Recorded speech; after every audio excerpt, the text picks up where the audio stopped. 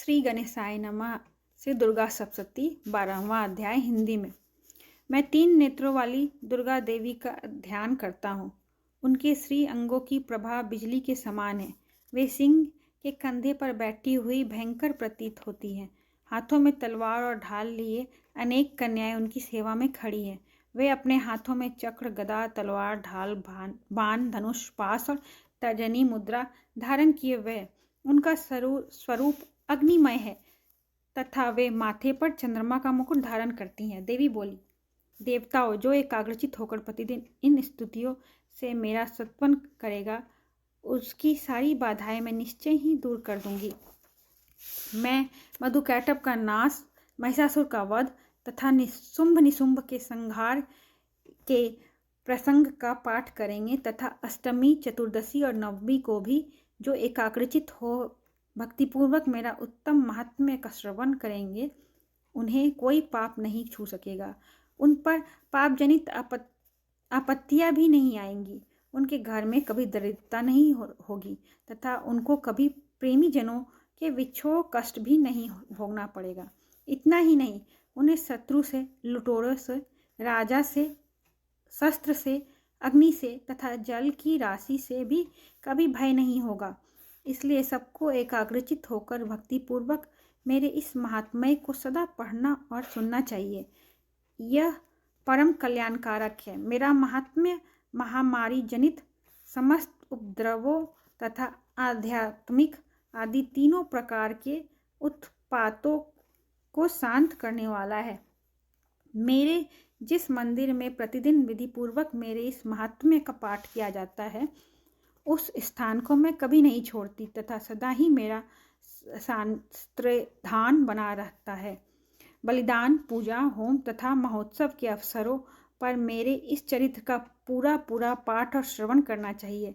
ऐसा करने पर मनुष्य विधि को जानकर या बिना जाने भी मेरे लिए जो बलि, पूजा या होम आदि करेगा, उसे मैं बड़ी प्रसन्नता के साथ ग्रहण करूँगी।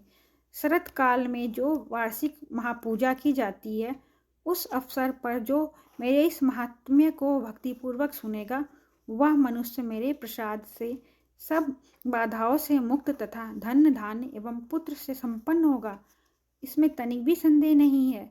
मेरे इस महात्म्य, मेरे प्रादुर्भाव की सुंदर कथाएं तथा युद्ध में किए हुए मेरे पराक्रम सुनने से मनुष्य निर्भय हो जाता है। मेरे महात्म्य का श्रवण करने वाले पुरुषों के शत्रु नष्ट हो जाते हैं, उन्हें कल्याण की प्राप्ति होती है तथा उनका कुल आनंदित रहता है। सर्वत्र शांति, कर्म से बुरे स्वप्न दिखाई देने पर तथा ग्रह जनित भयंकर पीड़ा उपस्थित होने पर मेरा महात्म्य श्रवण करना चाहिए।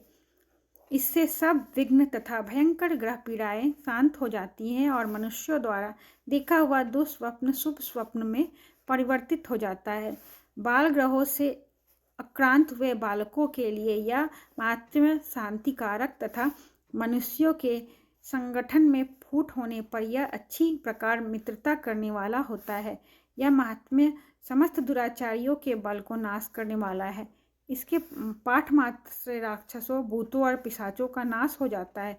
मेरा यह सब महात्म्य मेरे सामीप्य की प्राप्ति करने वाला है।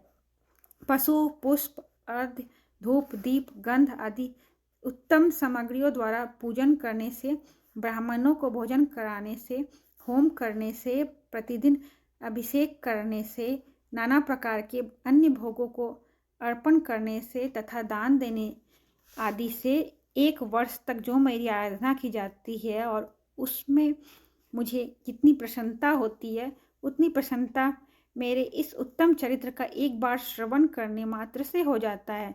यह महात्म्य श्रवण करने पर पापों को हर लेता है और आरोग्य प्रदान करता है। मेरे प्रादुर्भाव का कीर्तन समस्त भूतों से रक्षा करता है तथा मेरा युद्ध विषयक चरित्र दुष्ट दैत्यों का संहार करने वाला है। इसके श्रवण करने पर मनुष्यों को शत्रु का भय नहीं रहता। देवताओं, तुमने और ब्रह्मर्षियों जो मेरी स्तुतियाँ की है तथा ब्रह्मा जी ने जो स्तुतियाँ की है, वे सभी कल्याणमयी बुद्धि प्रदान करती है।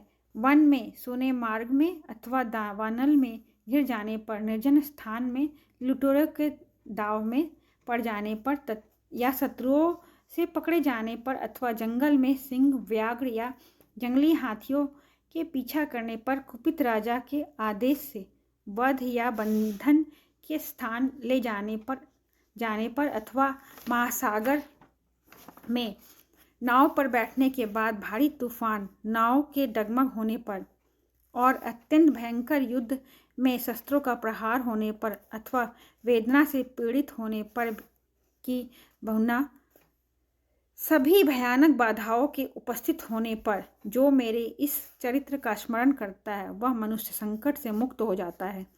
मेरे प्रभाव से सिंह आदि हिंसक जंतु नष्ट हो जाते हैं तथा लुटेरे और शत्रु भी मेरे चरित्र का स्मरण करने वाले पुरुषों से दूर भागते हैं। ऋषि कहते हैं, जो कहकर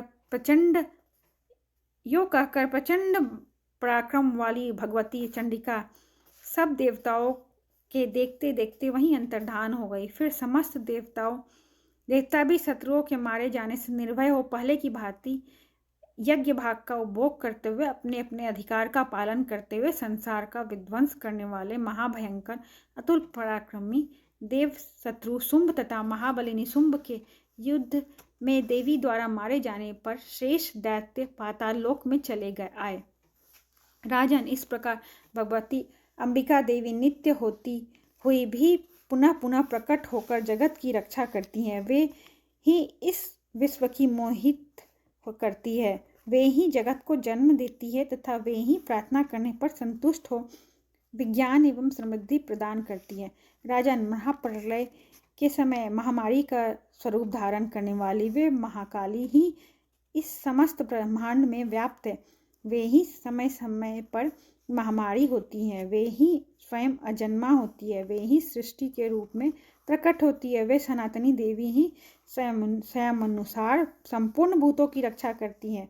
मनुष्यों के अभ्युदय के समय वे ही घरों में लक्ष्मी के रूप में स्थित हो उन्नति प्रदान करती हैं और वे ही अभाव के समय दरिद्रता बनकर विनाश का कारण होती है। पुष्प, धूप और गंध आदि से पूजन करके उनकी स्तुति करने पर वे धन, पुत्र, धार्मिक बुद्धि तथा उत्तम गति प्रदान करती हैं। इस प्रकार श्री मार्कंडेय पुराण में सार्वणिक मनवंतर की कथा के अंतर्गत देवी महात्म्य में फलस्तुति नामक 12वां अध्याय पूरा हुआ।